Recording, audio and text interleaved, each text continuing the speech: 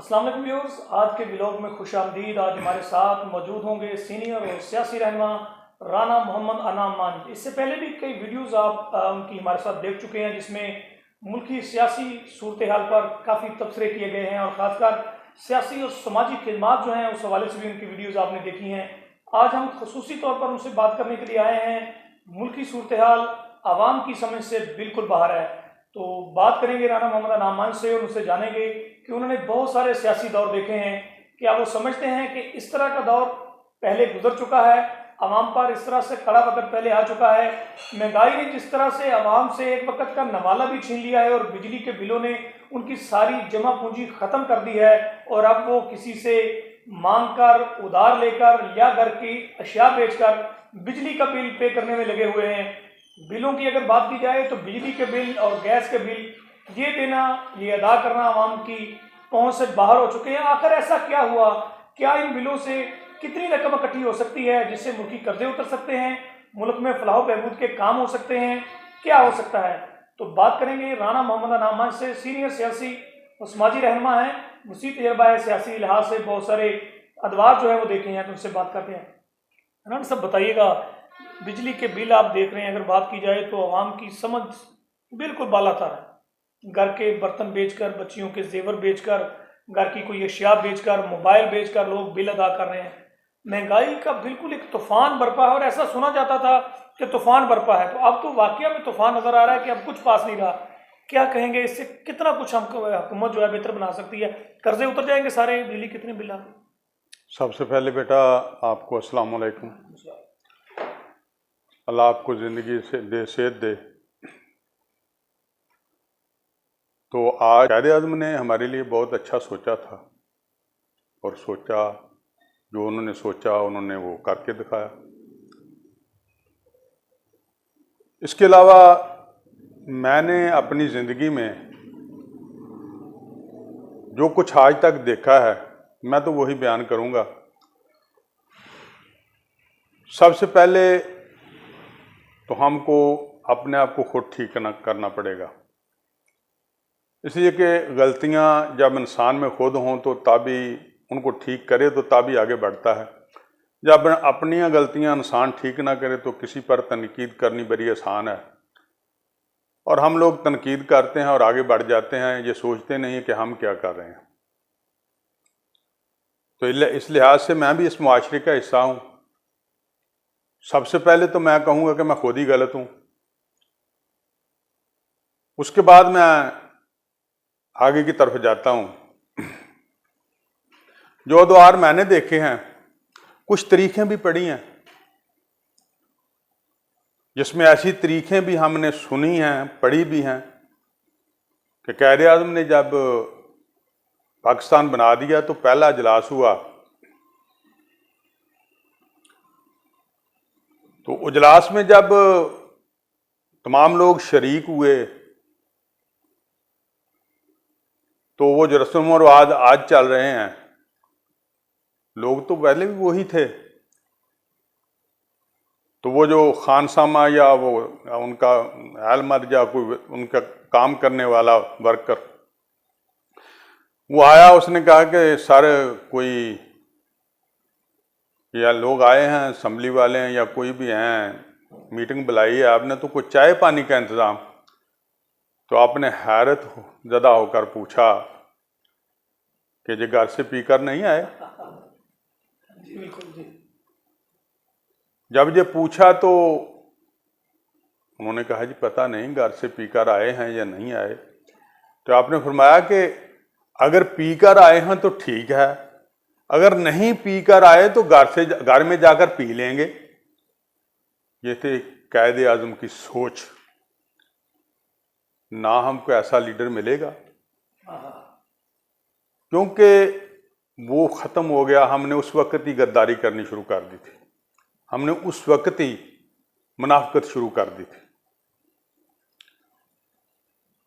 अली गौर बेटा, मैंने अपनी आंखों से देखा है,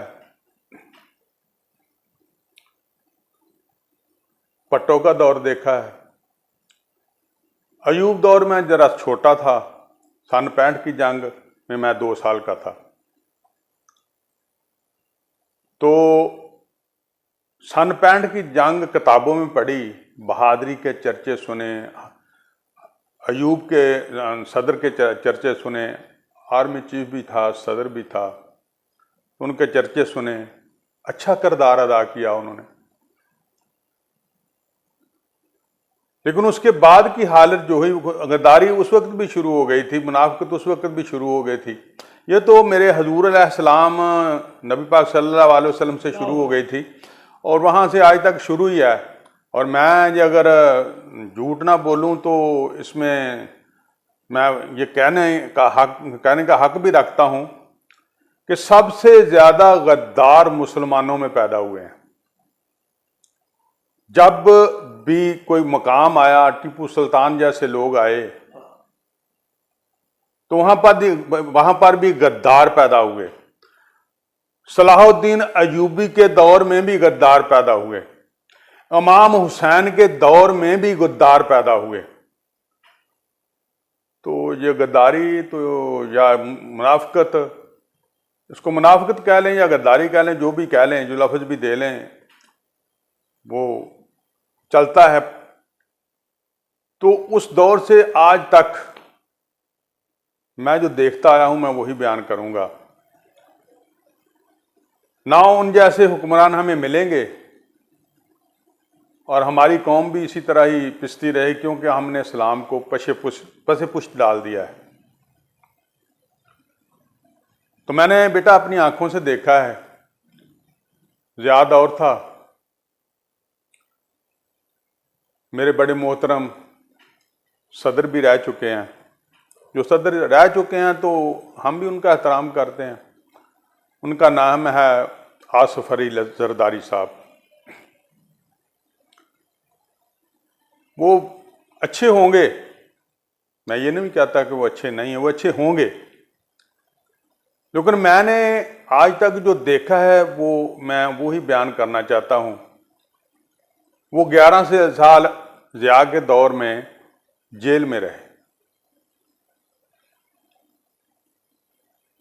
और मैं हैरान हूँ कि हमारा मुआशरा, हमारा इंसाफ, हमारी अदालतें, हमारे चीफ ऑफ आर्मी स्टाफ या कोई भी जो महकमा है, मैं हैरत हूँ इन लोगों पर। आज भी बड़ा कुछ हो रहा है, छापे पड़ रहे हैं, चीनी के गोदामों पर छापे पड़ रहे हैं, डॉलरों के जो एक्सचेंज हैं उन पर छापे पड़ रहे हैं। क्या फ़ायदा है इनका? कोई फ़ायदा नहीं है इनका। ये हमारे दिखावे के लिए हो रहा है सब कुछ। अगर कामयाब होंगे तो मैं मुबारकबाद दूंगा इनको, अगर ये कामयाब होंगे तो मैं मुबारकबाद दूंगा इनको, खुले दिल से मुबारकबाद देंगे इंशाअल्लाह ताला, खुले दिल से मुबारकबाद दूंगा। मैंने जरदारी को देखा, वो जेल में था। जब वो जेल से बाहर आया तो उसको वजीरे माहौलियात बना दिया गया। कैसा निज़ाम है यार। अली गौर साहब गौर से सुने, ये मैं हकीकत बयान कर रहा हूं कि 11 साल उसने जेल काटी। करप्शन थी उसके ऊपर, बहुत कुछ था, बहुत सारे केस थे। 11 साल उसको जेल में रखा गया। हमारे सदर ज़ियाउल हक साहब से उस वक्त, तो उनको जब जेल से रहा किया गया तो उनको लाकर कुर्सी पर बैठा दिया गया। कैसा सिस्टम है यार, कैसा निज़ाम है। किस मुल्क में हम रह रहे हैं, किस निज़ाम में हम रह रहे हैं कि एक आदमी के पास खुद ही हम करप्शन के इल्ज़ाम लगाते हैं, खुद ही उसको कहते हैं कि वो उसने करप्शन किया और उसको जेल के अंदर रखते हैं। जब वो उसको जेल से रहा करते हैं तो उसको वज़ीर माहौलियात बना देते हैं। अफसोस है इस सिस्टम पर, अफसोस है इस मुआशरे पर, अफसोस है इन हुकूमतों पर। उसके बाद उसने हुकूमत की, बीबी बेनज़ीर की हुकूमत थी उस वक्त। अच्छे भले लोग थे, वो करते होंगे उनके आसपास के लोग उस वक्त भी करप्शन, लेकिन मैंने जो देखा वो ही कहूँगा कि बेनज़ीर अच्छी औरत थी, मुल्क के लिए वो जान लड़ाती थी। अल्लाह ताला उसको जवारे रहमत में जगह अता फरमाए। क्योंकि अब दुनिया से चली गई है। उसके आसपास के लोग करप्ट भी थे, सब कुछ ही था, लेकिन वो बजाते खुद बहुत अच्छी थी। मैं उसको दाद भी देता हूँ कि एक औरत हो के बहुत ज़्यादा उसने मुश्किलात का सामना किया। वो जरदारी साहब को भी जेल में मिलने जाती थी। उसके बाद अली गौहर साहब आंखों देखे हाल हैं ये मेरे। उसके बाद मुशर्रफ साहब का दौर आ गया। मुशर्रफ का दौर कैसे आया? उस वक्त नवाज शरीफ की हुकूमत थी। अच्छे लोग होंगे, मैं किसी को बुरा तो नहीं कहता, अच्छे लोग होंगे, लेकिन मैं जो देख रहा था मैं वही बयान करूंगा। वो लोग अच्छे थे, लेकिन जब मुशर्रफ का मामला आया, मुशर्रफ उस वक्त श्रीलंका में थे, जब उनका त्यारा उतरने ना दिया गया, उसके त्यारे को हाईजैक कर लिया गया, इस तरह कर लो। नवाज शरीफ की हुकूमत थी उस वक्त, जमहूरियत थी। जो जमहूरियत कहते हैं ना हम इसको कहते हैं, मैं तो कहता हूं इसको लूट मार, जमहूरियत नहीं है। और कोई अच्छी तारीफ मैं बताता हूं, मैं आगे इसके बाद आपको हिस्ट्री पूरी बताता हूं। नवाज शरीफ जब मुशर्रफ को उतरने ना दिया गया तो उसमें फिर आगे बहुत लंबी सारी बात हो जाती है। जनरल महमूद थे, जनरल सवार खां थे, जो कुछ भी है, उन्होंने मुशर्रफ को उन्होंने उतरने ना दिया कराची में, तो फिर नवाब शाह का कह दिया, नवाब शाह भी ना उतरने दिया, तो फिर उसने काल मिलाई, तो फिर जनरल महमूद साहब जो जैसा भी है सिस्टम उस वक्त चला, बहरहाल उतरे, तो वो कराची में उतरे। फिर जब कराची में लैंड किया तो जनरल महमूद साहब आगे खड़े थे, उनको लेने के लिए एयरपोर्ट उन्होंने अपने कंट्रोल में ले लिया था। जब वो आए तो नवाज शरीफ हशाश बशाश हुकूमत कर रहे थे, मुल्क के वजीर आजम थे, तो जाहिर है उन्होंने आर्मी चीफ के साथ जो किया, उसको ना उतरने दिया या किसी और को मुंतखब कर दिया, तो उनका होल्ड था। जाहिर है आर्मी का होल्ड ना हो तो हम किसी काम के नहीं हैं।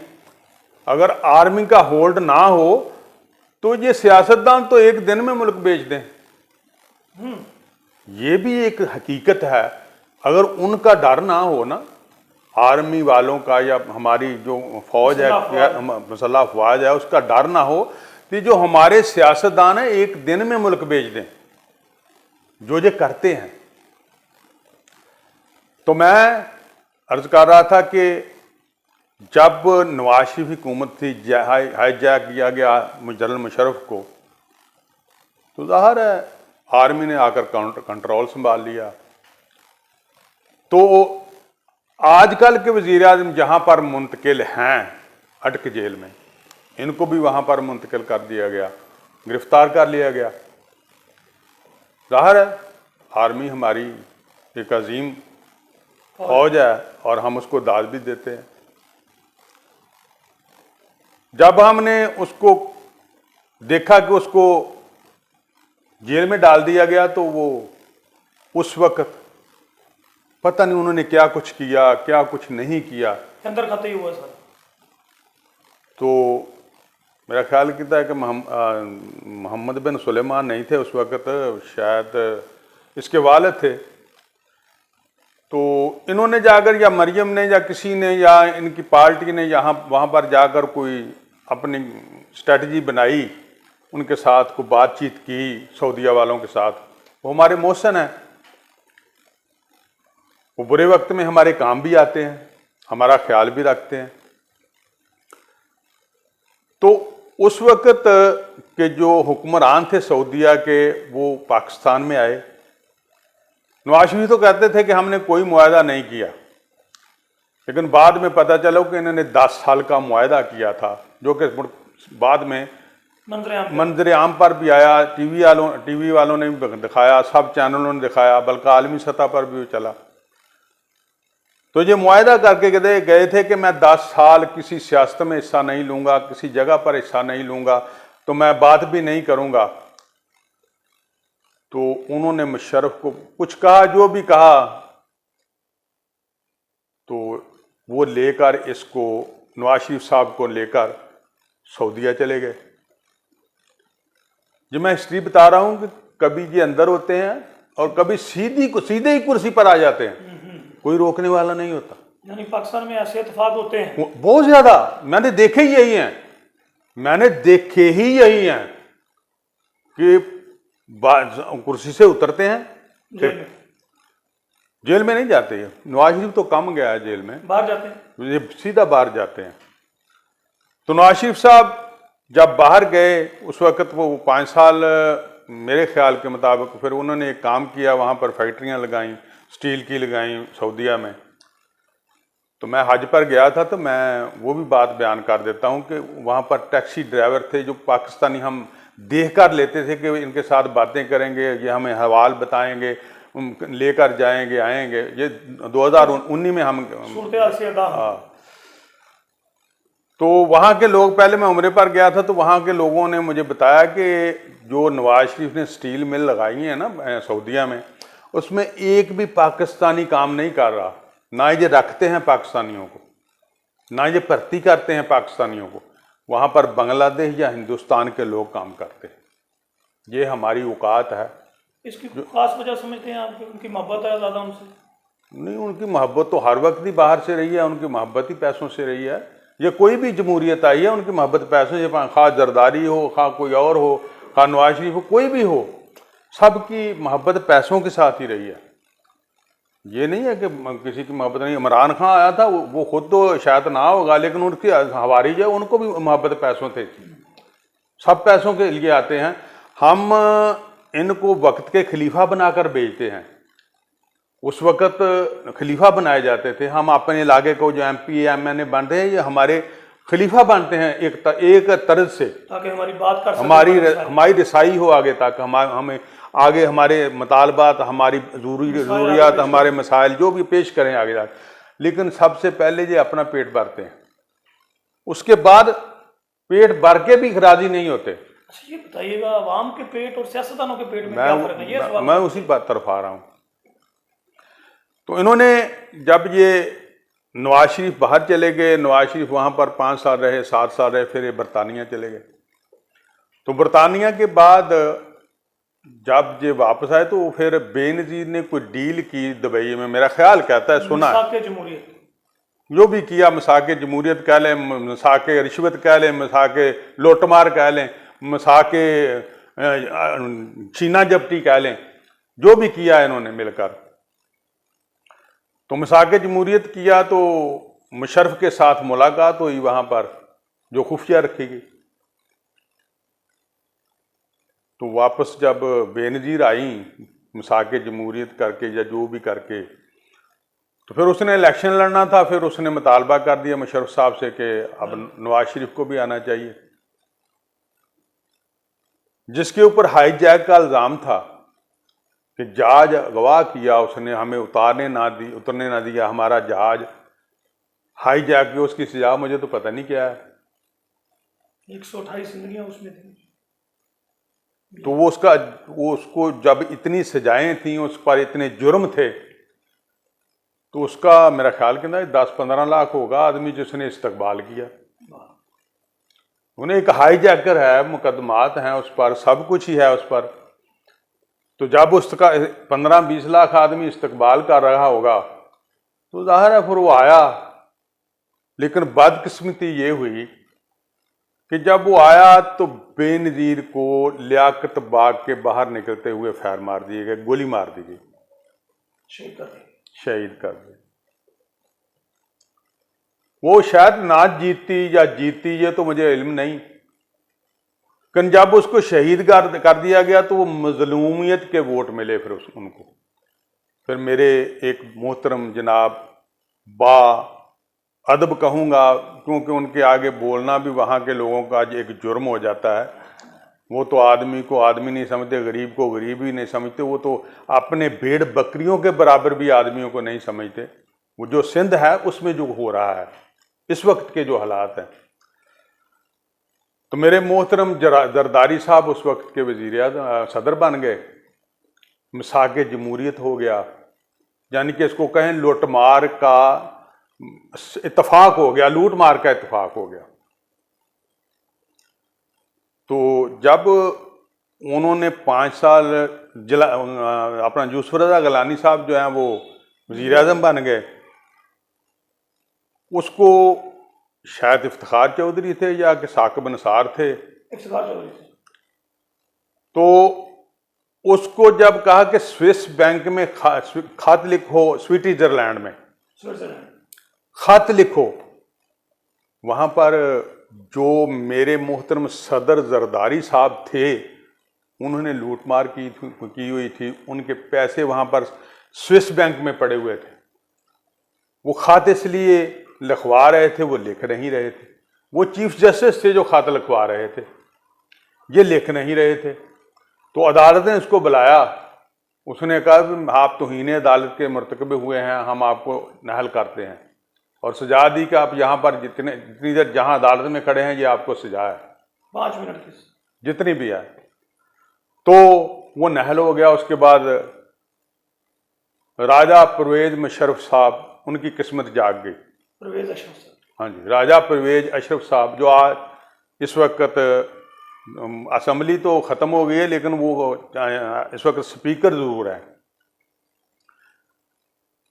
तो कहने का मतलब सिर्फ इतना ही है कि हम इनको जेलों में डालते हैं, जब बाहर आते हैं तो सीधे वज़ीर आज़म की कुर्सी पर बैठा देते हैं।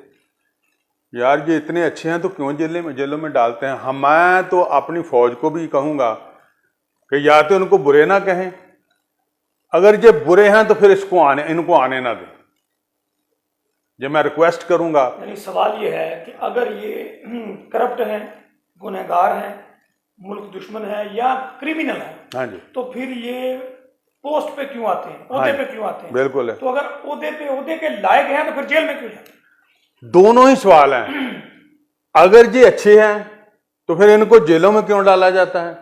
अगर ये बुरे हैं तो इनको मुल्क इक़्तिदार क्यों दिया जाता है? ये मैं अपनी फौज से भी रिक्वेस्ट करूंगा। आए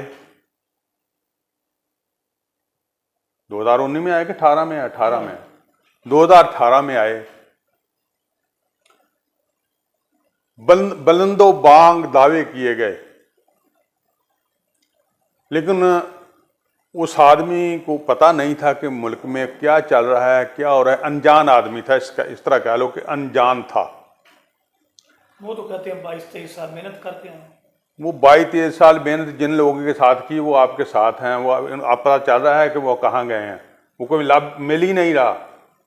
जो 22-23 साल जिन्होंने उनके साथ जद्दोजहद किया ना, वो कोई पीपल पार्टी से आया था, कोई नून लीग से आया था, उनमें भी वही लोग शामिल थे। मौसमी परिंदे थे। वो रहेंगे भी इस तरह ही, वो किसी के साथ भी जाएंगे वो इसी तरह ही रहेंगे। तो वो लोग जो आए थे, आपने जद्दोजहद जरूर की होगी, लेकिन आंखों पे पट्टी बांध के जद्दोजहद की, आपको तो ठीक रहे। लेकिन वहां पर भी एक टोला उनके साथ मुसल्लत था जो कि करप्शन का मास्टर था। आज कहां है शियाद अकबर, कहां है जुल्फी बुखारी, कहां है उस्मान बुज़दार, कहां है फवाद चौधरी, और किन किन, कहां है अली जैदी? कोई आदमी मुखलिस नहीं था मुल्क के साथ, या ना इसके साथ ना मुल्क के साथ। वो सब लूट मार करने लगे कर रहे थे। वापस आते हैं, थोड़ा सा आज के मौजू को थोड़ा टच करने की कोशिश करते हैं। ये तो वो सारा सिनेरियो है। आप देखते हैं कि अगर शुरू से देखा जाए तो पाकिस्तान में लूट मार का बाजार गर्म रहा है। ये मसाइल भी इसी तरह रहे हैं। किसी ने 1974 की एक फ़ोटो शेयर की हुई अखबार में, एक तराशा है कि चीनी चोर अब पकड़े जाएंगे। तो आप देखें कहाँ 1974 और आज अगर 2023, तो आज भी हम चीनी चोरी पकड़ रहे हैं। यानी इतने सालों में हम वहीं के वहीं खड़े हैं, उसी माहौल में। तो आज जो गुजर रहा है, जो आज का माहौल है, जो आज का सिनेरियो बना हुआ है, जिस नहज पे आज हम खड़े हैं, क्यों खड़े हैं, इसकी वजूहत आपने बयान की हैं। आज क्या हो क्या रहा है, चल क्या रहा है, ये देखिए क्या हो रहा है। मैं बेटा आज जो देख रहा हूँ ना, हमारे साथ मुल्क है हिंदुस्तान, जो हमारा आदिली दुश्मन है, वो चांद पर पहुंच गया है। हम अभी रोटी से बाहर नहीं आए, हमारी रोटी पूरी नहीं हो रही। क्यों?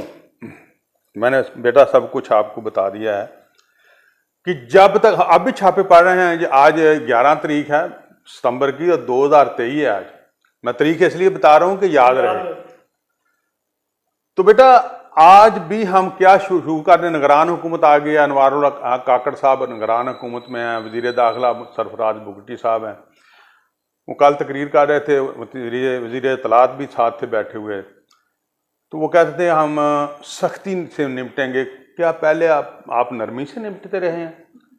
आपको ऐसी बातें करते हुए पता नहीं चलता कि हम क्या कह रहे हैं?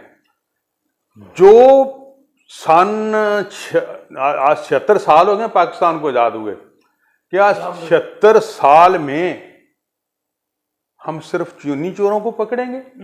हम सिर्फ दाल चोरों को पकड़ेंगे?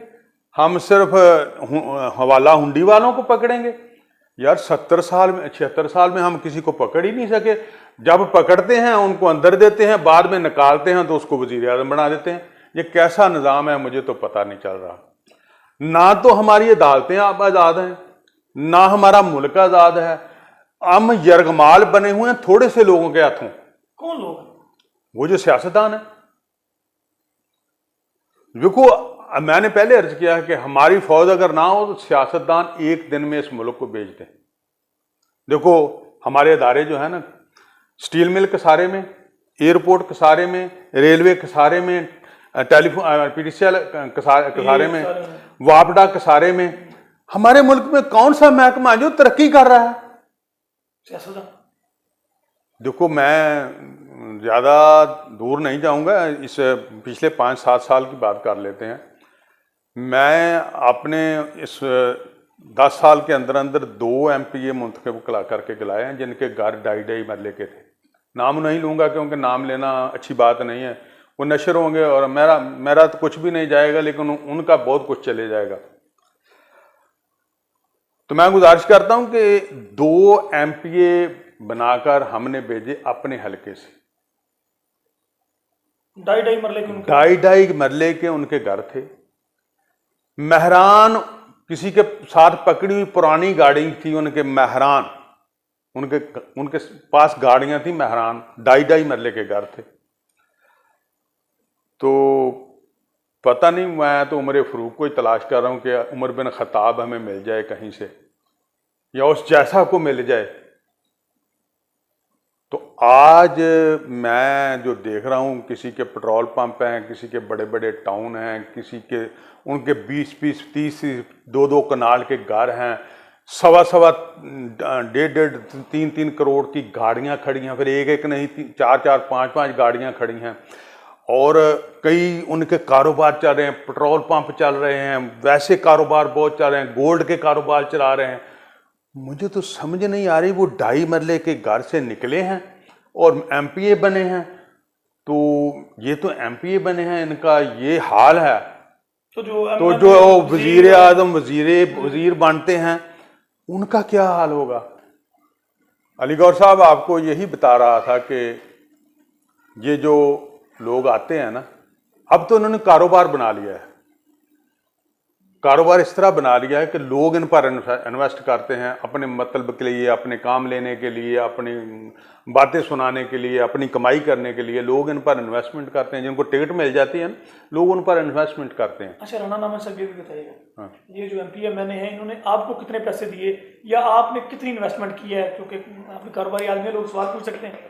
मैं अल्लाह को हाज़िर नाज़िर जानकर कहता हूँ कि मैंने आज तक कभी किसी MPA से 1 रुपया भी नहीं लिया। लगाए कितने होंगे?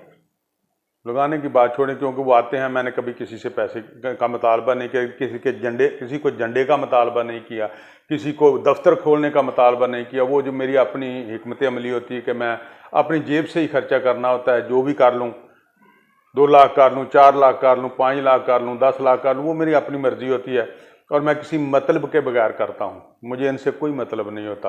अल्हम्दुलिल्लाह मैं जितनी मेरी औकात है, जितनी मेरी हिम्मत है, जितनी मेरी ताकत है, मैं उससे अपने काम खुद ही कर लेता हूँ। ये लोग जहाँ रहते हैं, यहाँ मोहल्ला यासीनाबाद में मेरी रिहाइश है, गली नंबर 6 में, तो मैं यहाँ रहता हूँ।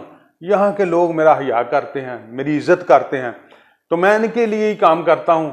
मेरा अपना तो अच्छा गुजारा होता है, अच्छी गुजर बसर होती है।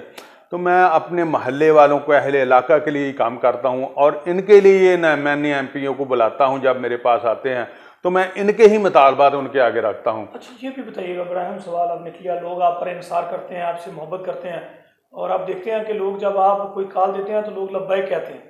जिस पार्टी की तरफ आप होते हैं, लोग यहाँ यासीनाबाद के वोट जो उस तरफ जाते हैं। तो आप समझते हैं, आपको कभी गलती का एहसास हुआ कि कभी गलत फैसला भी कर लिया किसी के साथ जाकर? हाँ, बहुत दफ़ा एहसास हुआ है। ये बताएं कुछ इस हवाले से, हमारे नाज़रीन को बताएं कि जब मैं नाम लेकर बताऊंगा तो वो नहीं, नाम ना लें, लेकिन आदमी गुस्से। अफसोस कब हुआ, कितना अफसोस हुआ, ये बताएं।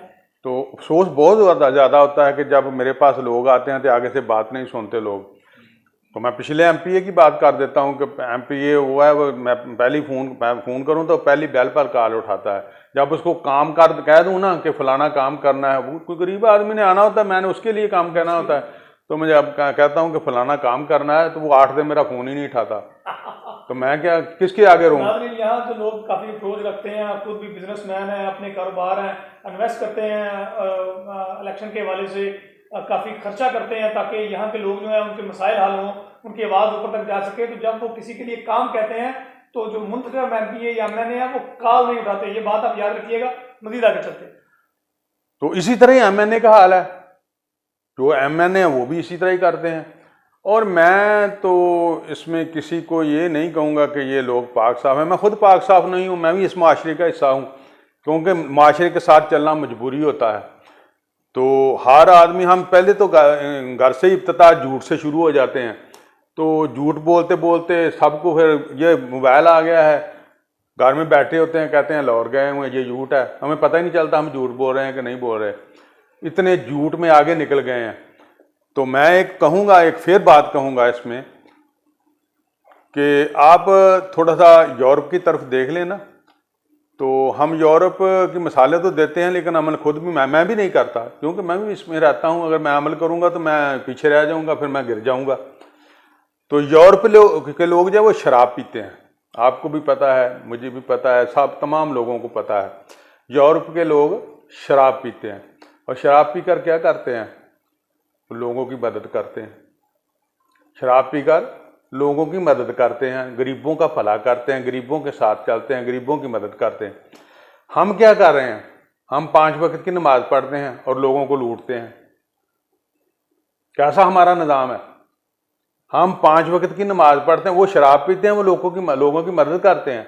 हम 5 वक्त नमाज पढ़ते हैं और लोगों को लूटते हैं। कैसा सिस्टम है? हम मुसलमान हैं, कहते हैं हम मुसलमान हैं। कैसे मुसलमान हैं हम? हमारा हमसाया भूखा सोता है, क्या ये हम पर वाजिब है हम अपना पेट भर कर सोएं? मेरे नबी का तो ये फरमान नहीं है। नबी का फरमान है कि आपका हमसाया भूखा होगा ना तो आपको रोजे महशर पूछा जाएगा। यहाँ पर क्या हो रहा है?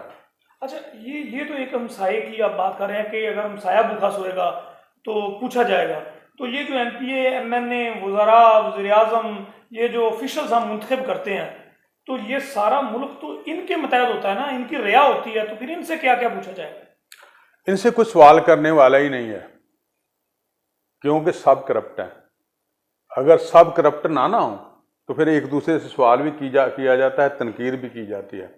जब हम सारा मुआशरा ही करप्ट हो जाएंगे ना तो फिर कोई किसी से सवाल नहीं करेगा। फिर जिसका यहाँ पर असर होगा वो उसको लूटेगा, अदारों को लूटेगा, सबको लूटेगा, वो किसी को नहीं बख्शेगा। हम इसलिए एक दूसरे से सवाल नहीं करते कि हम सब चोर इकट्ठे हो गए हैं, इस हमाम में सब नंगे हैं। यही बात है कि इस हमाम में सब नंगे। जो अब इस वक्त हो रहा है ना पाकिस्तान में, मैं इसकी मिसाल अब दूंगा और आखिरी शायद ये हम बातें करें। इस वक्त छापे पड़ रहे हैं, चीनी के गोदामों पर इतनी पकड़ी गई, करेंसी डॉलर छिपाए हुए इतने पकड़े गए, घी छिपाया हुआ इतना पकड़ा गया, बिजली चोर बहुत ज्यादा पकड़े जा रहे हैं। मुझे ये तो बता दें, ये अब तो पकड़े जा रहे हैं, ये छूटने कब है? इनमें कौन कौन से लोग मुलव्वस हैं? इनमें हर वो लोग मुलव्वस हैं जो बरसरे इक़्तिदार भी होंगे या उनके लिंक्स कॉन्टैक्ट्स होंगे? बिल्कुल कॉन्टैक्ट्स होंगे उनके। और क्या हम ये छापे मार के क्या करें, हमें गरीब आवाम को दिखा रहे हैं, क्या तसल्ली दे रहे हैं, इसका कोई फायदा नहीं होगा। ये अगर अगर मुस्तकिल, अगर इनको हम मुस्तकिल कंट्रोल करेंगे तो फिर आवाम को फायदा होगा। अगर आर्जी तौर पर हमने आज कह दिया कि हमने छापे मारे, फलां किया, बड़े दावे हो रहे हैं, निगरान हुकूमत बहुत दावे कर रही है, शायद मेरी फौज भी पीछे इनको सपोर्ट कर रही है। फौज ने कहा कि इनकी पूरी करेंगे, उनकी पूरी कर रहे हैं ना, कर रहे हैं। मैं फिर फौज को यही कहूंगा कि आज इनकी हिमायत कर रहे हैं तो कल जो हुकूमत आएगी उसके सामने आप आंखें बंद करके बैठ जाएंगे, ये भी अच्छी बात नहीं है। उनके पीछे भी इसी तरह ही खड़े हों और उनको भी इसी तरह ही कहें कि ये काम में हमने नहीं होने देंगे, ये एहतसाब चलता रहे और मुल्क तरक्की करता रहे। अगर हम इनको सपोर्ट करेंगे, जो आने वाली हुकूमत होगी वो कोई भी हो, ये नहीं कि वो फलां हो या फलां हो, कोई भी हो, अगर आप उनको भी ऐसा ही सबक देंगे। हमारा जो आर्मी चीफ है वो हाफिज़ कुरान है, हमें पता है, अल्लाह ताला उसको और ऐसे काम, अच्छे काम करने की तौफीक दे। वो अच्छा काम कर रहे हैं और बहुत अच्छा कर रहे हैं और इंशाअल्लाह ताला उम्मीद है कि वो इसी तरह ही करते रहेंगे, आने वाले भी इसी तरह ही करेंगे। मैं ये दुआ करता हूं कि हमारे आर्मी चीफ जो है ना, जिस तरह ये काम कर रहे हैं इसी तरह ही आने वाले भी सब इसी तरह ही काम करते रहें। तो मैं ये कहूँगा कि जिस तरह आज छापे मारे जा रहे हैं, इनको सपोर्ट किया जा रहा है, निगरान हुकूमत को सपोर्ट किया जा रहा है, पिछले 16 महीने में जो हुआ है, अगर हम इनको सपोर्ट कर सकते, क्या उनको नहीं पूछ सकते? उनको भी पूछना चाहिए था कि ये क्या किया है आपने। और बहुत ज़्यादा गरीब को पीस दिया उन्होंने। अब क्या हो रहा है, रोज़ यूनिट बढ़ रहे हैं, बिजली बढ़ रही है, रोज़ दालें बढ़ रही हैं, रोज़ चीनी बढ़ रही है। ये क्यों हो रहा है? ये वो लोग तो अब कोई लंदन में बैठा है, कोई दुबई में बैठा है, और हम कहाँ पर बैठे हैं? यहाँ के बाद वहाँ क्यों चले जाते हैं? क्या अबाई घर? वो सिर्फ इक़्तिदार के लिए आते हैं यहाँ पर। उनका घर नहीं है यहाँ, उनका कोई अस्पताल नहीं है यहाँ, उनका कोई क्लिनिक नहीं है यहाँ, उनको कोई ऐसी चीज़ नहीं है जहाँ उनकी जायदाद कोई नहीं है जहाँ। उनकी जायदाद लंदन में है, उनके कारोबार लंदन में है। वो आते हैं हमें बहकावा देने के लिए, हमें बेवकूफ़ बनाने के लिए। वो आते हैं, हुक्मरानी करते हैं, जब हुक्मरानी से उतरते हैं तो एक दिन भी यहाँ नहीं गुजारते। उन्होंने कभी ईद नहीं यहाँ की, तो वो कुछ दुबई में चले जाते हैं, कुछ लंदन में चले जाते हैं। लेकिन मैं दाद देता हूं इमरान खान को, वो कहता है नहीं जाऊंगा। लेकिन अगर उसने भी बुरा किया है तो उसको भी सजा मिलनी चाहिए। मैं ये नहीं कहूंगा कि अगर सजा किसी को नहीं, अगर कोई बुरा करता है, कोई अच्छा नहीं है तो उसको सजा मिलनी चाहिए, लेकिन अगर कोई अच्छा है तो उसको सजा नहीं मिलनी चाहिए। डूबती हुई नाव किनारे भी लगाई जाती है। अगर आपका नाखुदा अच्छा मिल जाए तो क्या समझते हैं 76 सालों में ये कभी कश्ती डूब रही है, अचकोले खा रही है, कभी ऊपर कभी नीचे, कभी आवाम दब गई, कभी पिस गई, कभी मर गई, कभी बच गई, कभी ये। आप समझते हैं इस वक्त क्या ऐसा होना चाहिए? हमारे आवाम को बताइएगा, क्योंकि आपसे इंटरव्यू करने का, आपसे गुफ्तगू करने का ये मतलब है कि नेचुरल आवाज़ जो है, आवाम की जो आवाज़ है वो पहुँचे। हम वो प्लांटेड और वो क्या कहते हैं, इस तरह के इंटरव्यूज़ नहीं करना चाहते जिसमें आवाम की आवाज़ ना हो। तो बिल्कुल इस तबके में आकर आवाज़ लेने का मकसद ये है। अब इस डूबती हुई कश्ती को किनारे किस तरह से लगाया जा सकता है? किस शख्स का इंतजार है? कैसा नाखुदा हो, आप हमारा सरबराह कैसा हो जो मुल्क को यहाँ से बचा के और अच्छे ट्रैक पे ले जाए, किनारे पे ले जाए, तरक्की और खुशहाली हो। आवाम जो है बेटियों का जेवर के लिए सारी ज़िंदगी अपनी जो है वो आप देखते हैं कि निकल जाती है उनकी, तो अब वो बेचकर बिल अदा कर रहे हैं शर्मिंदगी से बचने के लिए। किराएदार जो है वो क्या करेगा? फीसें, ये तो देखें, हर चीज़ का अगर सोचे, चीनी कैसे ले, दूध कैसे, कोई चीज़ भी आवाम की पहुंच में नहीं है। क्या ऐसा हो जाए या ऐसा सरबराह मिल जाए या जो मिला सरबराह वो ऐसा कुछ कर जाए, क्या कर जाए कि ये कौम जो है उसे भी सलाम करे, पाकिस्तान जिंदाबाद का नारा अब हर ज़बान से सदेआम हो जाए? हुक्मरान तो बहुत आ रहे हैं लेकिन बार बार वही आ रहे हैं। तो मैं जहाँ से ये आते हैं, कुछ नर्सरी एक है। मैं थोड़ी सी गुजारिश कर दूं कि हमें, मैं पहले भी कह चुका हूं कि हमें उमर बिन खत्ताब वर्गा को हुक्मरान चाहिए, जो कि हमारे मुल्क में इस्लामिक कानून नाफज कर दे और इस्लाम नाफज कर दे, जिस पर हम नीचे से लेकर ऊपर तक अमल करें। अगर हम अपने आप का खुद एहतसाब करना शुरू कर देंगे, हर आदमी, हर हुक्मरान, हर आने वाला आदमी, हर पाकिस्तान में रहने वाला आदमी खुद अपना एहतसाब करना शुरू कर देगा ना, तो इंशाअल्लाह ताला हम नबी पाक सल्लल्लाहु अलैहि वसल्लम के नक्शे कदम पर भी चलेंगे और उस पर अमल करते हुए जब हम अल्लाह को राज़ी कर देंगे ना, तो अल्लाह हमसे खुद ही राज़ी हो जाएगा और ये कौम को निजात मिल जाएगी और ये कौम के पर उसी तरह के हुक्मरान नाफिज होंगे जिस तरह के हम चाहेंगे। लेकिन हम खुद भी करप्शन में डूबे हुए हैं, खुद भी हम वही कर रहे हैं जो हुक्मरान कर रहे हैं। तो ये अल्लाह ताला का भी फरमान है, नबी पाक सल्लल्लाहु अलैहि वसल्लम का भी फरमान है कि जैसे लोग होंगे वैसे ही हुक्मरान मसल्लत किए जाएंगे। तो हम पर वैसे ही हुक्मरान मसल्लत किए जाते हैं। कौम को उठने की ज़रूरत है, कौम को जागने की ज़रूरत है, कौम को हिदायत की ज़रूरत है, कौम को रहनुमा की ज़रूरत है।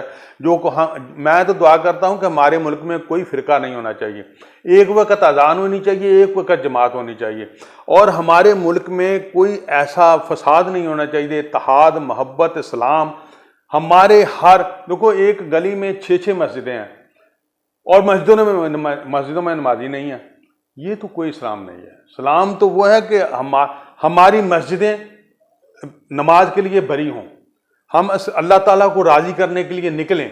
जब अल्लाह ताला राज़ी होगा तो इंशाअल्लाह ताला हमारे सारे मामलात, हमारी सारी मुश्किलें, हमारा मुल्क हर चीज़ तरक्की करेगी। लेकिन हम एक दूसरे को लूटने पर लगे, गरीब आदमी मरता है तो मरे, हुक्मरानों को कोई गर्द नहीं है। क्या दुआ करेंगे ऐसे?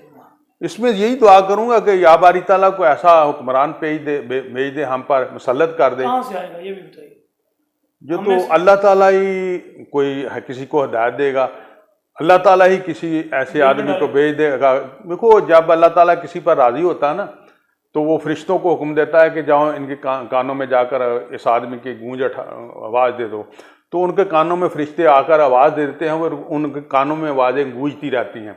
तो अल्लाह ताला को ऐसा हुक्मरान भेज दे जो को मुल्क के लिए निकले, जो इस्लाम के लिए निकले, जो दीन के लिए निकले, जो इमरान खान कहते हैं कि मैं रियासत मदीना बनाऊंगा, लेकिन उन्होंने जैसी बनाई है वो तो आपके सामने है। मैं तो ये नहीं कहता कि उन्होंने रियासत मदीना बना दी है, नहीं, रियासत मदीना उन्होंने कोई, क्योंकि उनके हवारियों ने उनको कुछ भी नहीं करने दिया। उनके हवारी अच्छे नहीं थे, आज तितर बितर हो गए हैं। वो लूटने आए थे, लूट कर चले गए हैं। मैं उनको भी दाद देता हूं कि उन्होंने कैसे हिकमत अमली से लूटा है। तो हर दौर में ऐसे लोग रहे हैं, देखो उस दौर में भी ऐसे लोग थे, मुनाफिकत करते थे। हर दौर में पाकिस्तान को ऐसे हुक्मरान की ज़रूरत है, जिस तरह मैं बार बार कह रहा हूँ कि हमारे हाफ़िज़ कुरान हैं, हाफिज़ साहब हैं, आर्मी चीफ साहब, ये जिस तरह आज इनको ब्रीफ कर रहे हैं पीछे से, आने वाले हुक्मरानों को भी इसी तरह ही ब्रीफ करें। और क्योंकि हमारा अदारा ही वही ताकतवर वही है, और अदारा ही नहीं है ताकतवर कोई भी। अगर वो इनको रोकेंगे ना तो ये कुछ भी नहीं करेंगे ऐसा, ये इंशाल्लाह ठीक हो जाएंगे। और अल्लाह ताला से दुआ है कि अल्लाह ताला इनको ठीक कर दे। और जो गरीब आदमी जो किराया देने के लिए तरस रहा है, बिजली के बिल अदा करने के लिए तरस रहा है, अपनी रोटी खाने के लिए तरस रहा है, दो वक्त की रोज़ी नहीं मिल रही, यार हम पर कैसे लोग हैं। मुझे एक बात याद आ गई अली गौर साहब, मैं आपको वो भी कह दूं, कैसे लोग हैं हम तनासब नहीं रखते, म्याना रवि नहीं रखते। क्यों नहीं रखते? क्या कर रहे हैं हम?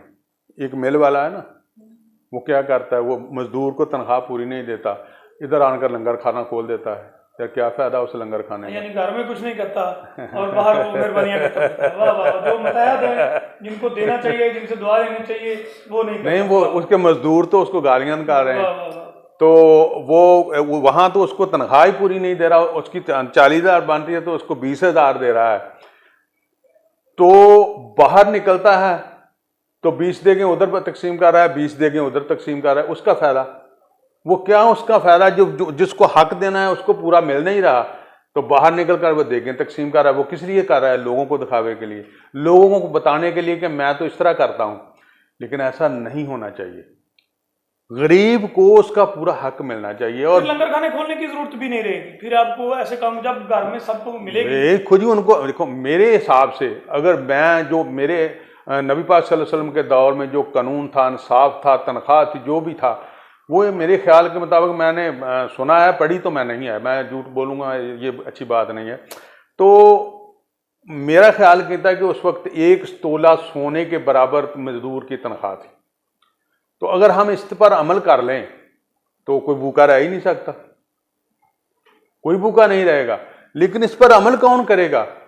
जो अमल करने चलेगा उसको मार दिया जाएगा, जो अमल करने लगेगा उसको फांसी पर लटका। ये क्या बड़े बड़े स्कैंडल उठते हैं, दूसरे दिन बैठ जाते हैं, कत्ल होते हैं, सामने कत्ल करते हैं, दूसरे दिन बैठ जाते हैं, कोई उनको पूछने वाला नहीं होता, वो जलील हो रहे होते हैं, वो अदालतों में जलील हो जाते, 20-20 साल तक इंसाफ नहीं मिलता, उनकी फरियाद नहीं लगती, उनके केस नहीं लगते। जो ताकतवर है वो ताकतवर है। पाकिस्तान में जब तक तवाज़न नहीं होगा, इंसाफ नहीं होगा, कानून की हुक्मरानी नहीं आप होगी। समझते हैं वक्त आ गया है कि अब कड़ा एहतसाब होना चाहिए वतन को बचाने के लिए, ये तमाम मामला दुरुस्त करने के लिए अब हमें ठीक होना होगा?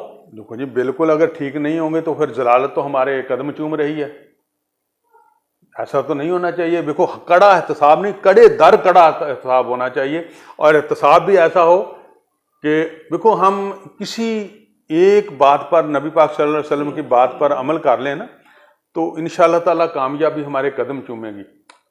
और उनमें से देखो नमाज, रोज़ा, हज, ज़कात हम पर फ़र्ज़ है। तो अगर उसके अलावा भी अगर हम झूठ बोलना छोड़ दें, कम तोड़ना छोड़ दें, जिसमें मैं भी शामिल हूँ क्योंकि मैं इस मुआशरे का हिस्सा हूँ, तो इन चीज़ों को हम छोड़ दें, हमसायों का ख्याल करें। वो अंग्रेज़ 10% अपनी ज़कात देता है अपनी तनख्वाह से, गोरा 10% देता है, हम 2.5% देते हैं। हमारा इस्लाम हमें 2.5% की इजाज़त करता है, लेकिन हम 2.5% भी नहीं देते। अगर हम यही पूरी देनी शुरू कर दें तो मेरा ख्याल कहता है कि हमारे मुल्क में ऐसा कोई मामला बचेगा ही नहीं जिससे कि हमारा मुल्क गरीब रह जाए या कोई गरीब रह जाए। ऐसा ही नहीं होगा। लेकिन हम ज़कात भी पूरी नहीं देते। हम ज़कात पूरी देने की बजाय हमारे हुक्मरान ज़कात खा जाते हैं। हमारे हुक्मरान बाहर से आई हुई ज़कात खा जाते हैं। लेकिन पता नहीं कब ये कौम उठेगी। जब उठेगी तो फिर एहतसाब भी होंगे, फिर सब कुछ ही होगा। करना फिर कौम नहीं है। फिर तरक्की करें। हाँ, करना फिर कौम नहीं है। ये नहीं है कि वहाँ पर जलाओ गिराओ कर दो, यहाँ पर इधर जलाओ गिराओ कर दो तो मुल्क समझ जाएगा। ऐसे नहीं समझेगा। इनको एक रहनुमा की ज़रूरत है जो उमर बिन खत्ताब वर्गा हो, जो खालिद बिन वलीद वर्गा हो, जो हज़रत अबू बकर सदीक वर्गा हो, जो हज़रत अली वर्गा हो, जो वली अल्लाह कोई हो, जो हज़रत दाता गंज बख्श जैसा हो, जो सुल्तान बाहू जैसा हो, जो शहबाज कलंदर जैसा हो, जो बागपतन सरकार जैसा हो, बागपतन वाली सरकार जैसा हो। ऐसे वली अल्लाह को आएंगे, कोई हमें सीधे रास्ते पर लेकर चलेगा, को हमें इस्लाम की तलीम देगा। जो हमारे मौलाना हज़रात है वो तो बात ही नहीं दीन की करते। किसी मौलवी को सुना है किसी ने आज तक जो हम कर रहे हैं, कह रहे हैं, जो किसी ने किसी को देखा है आपने कहते हुए? वो उनको तो टाइम ही नहीं है, वो भी अपने पेट भरते हैं। अल्लाह दी सुपुर्द। हमें ठीक होना होगा। अगर खुद ठीक नहीं होंगे तो हम ठीक नहीं हो सकते। खुद ठीक होंगे तो मुल्क, हाँ, हम खुद ठीक होंगे तो मुल्क ठीक होगा। अगर खुद नहीं ठीक होंगे, या फिर इस तरह होगा या खमीनी आएगा, वो सर कलम करेगा। अगर सर कलम करेगा तो फिर डर के मारे लोग ठीक होंगे। अगर नहीं तो हम खुद ठीक होंगे तो मुल्क ठीक होगा। अगर हम खुद ठीक नहीं होंगे तो हम फिर ठीक नहीं हो सकते। हमारी अदालतें जितनी देर इंसाफ नहीं करेंगी, हमारी अदालतों में इंसाफ नहीं है। ताकतवर का कानून है, ताकतवर कानून हुक्मरानी कर रहा है, ताकतवारी अदालतों को दबा रहा है, ताकतवारी सब कुछ कर रहा है। अगर हमारी अदालतें इंसाफ नहीं करेंगी ना, जब तक मुल्क में इंसाफ का बोलबाला नहीं होगा, एक जैसा म्याना रवि नहीं होगी, गरीब और अमीर के लिए एक जैसा कानून नहीं होगा, तो फिर मुल्क तरक्की नहीं करेगा। व्यूअर्स, आप गुफ्तगू सुन रहे थे सीनियर सियासी व समाजी रहनुमा राना मोहम्मद अनाम मंच की। तलख और शरीफ गुफ्तगू थी। आपने माजी के जो वाक़यात हैं वो भी सुने, पिछले एतवार की जो हुकूमतें थी उनके कारनामे और उस वक़्त होने वाले जो मामलात हैं वो भी सुने। उनका ये कहना है कि बाहसीयत कौम, बाहसीयत मुस्लिम कौम, हमें इस वक्त अपने आप को ठीक करने की ज़रूरत है, अपने रवैये बेहतर बनाने की ज़रूरत है, माशरती तौर पर खुद को बेहतर बनाने की ज़रूरत है। उनका कहना है जब तक हमें एक ऐसा लीडर नहीं मिलता जिसका मकसद सिर्फ और सिर्फ पाकिस्तान की बका, सलामती, खुशहाली और तरक्की है, तब तक कैसे भी एहतसाब हों उनका कुछ फ़ायदा नहीं।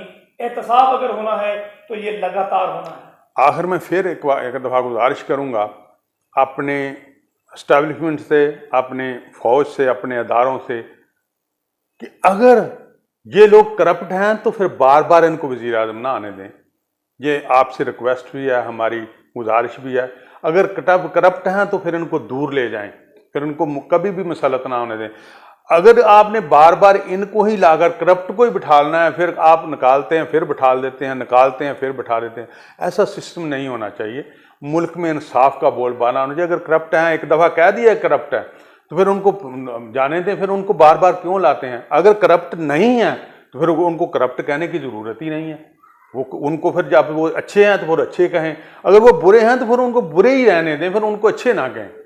ये मेरी रिक्वेस्ट है कि इस म्याना रवि को बरकरार रखें, इस बात को बरकरार रखें कि जो करप्शन करता है उसका इल्ज़ाम लगता है, फिर वो साबुन से धुल जाता है, सर्फ से धुल जाता है, फिर वो इक़्तिदार में आता है, फिर उसके सारे गुनाह माफ़ हो जाते हैं, वो सबको अपना माफ़ करवाता है, वो सब कुछ ठीक हो जाता है। ये निज़ाम ठीक नहीं है। इस निज़ाम को हमको बदलना होगा।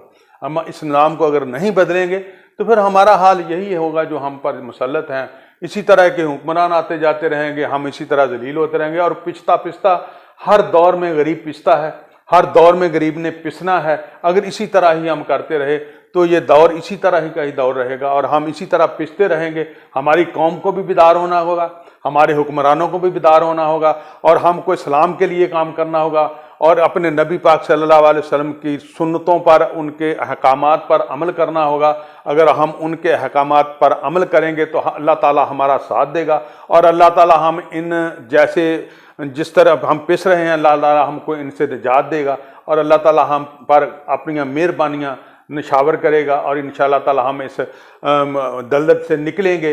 अल्लाह दुआ है अल्लाह ताला से कि हमको अच्छा और नेक, ईमानदार, मुखलिस, तहय्युरगुज़ार को वली अल्लाह हुक्मरान भेज दे, हम पर मुसल्लत कर दे, जो कि मुल्क पाकिस्तान में सही और हकीकी आज से 1500 साल मेरे नबी पाक सल्लल्लाहु अलैहि वसल्लम का जो दीन सा, इस्लाम सा कानून था, वही कानून और इस्लाम और दीन मुल्क पाकिस्तान पर नाफिज हो जाए और हम इस दलदल से निकल जाएं और हम अपने आप को एहतसाब और अपने आप को, अपनी ज़िंदगी को नबी पाक सल्लल्लाहु अलैहि वसल्लम के नक्शे कदम पर चलने के लिए वक्फ़ कर दें तो इंशाअल्लाह ताला कामयाबियाँ हमारे कदम चूमेगी और इंशाअल्लाह ताला हमको ऐसे मामला से अल्लाह ताला निकाल देगा।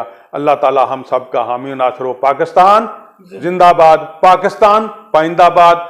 आज कायदे आज़म का दिन है। मैं कौम को मुबारकबाद पेश करता हूँ कि आज कायदे आज़म का यौम विलादत है। उन्होंने हमारे पाकिस्तान दिया था ला इलाहा इल्लल्लाह मोहम्मद रसूलुल्लाह के नाम पर और अल्लाह से दुआ है कि हमको ला इलाहा इल्लल्लाह मोहम्मद रसूलुल्लाह पर अमल करने की तौफीक अता फरमाए। आमीन सुम्मा आमीन। जब तक अवामी उमंगों का तर्जुमान हुक्मरान नहीं मिलेगा, अवाम पिसी रहेगी। ज़रूरी है मुल्क में तरक्की और खुशहाली के लिए और गरीब की आवाज़ बनने के लिए, आम आदमी को रिलीफ देने के लिए कि जो आपका सरबराह है वो आवाम की उमंगों की तर्जमानी करे और आवाम के हकूक़ को बहाल करने के लिए, अवामी हकूक़ की फराहमी यकीनी बनाने के लिए कोशिश करे। देखते रहिए अलीगढ़ ऑफिशियल, हमारे साथ रहिएगा। इस तरह की वीडियोस के लिए हमारे चैनल को लाइक और सब्सक्राइब कीजिएगा। पाकिस्तान जिंदाबाद, पाकिस्तान पाइंदाबाद।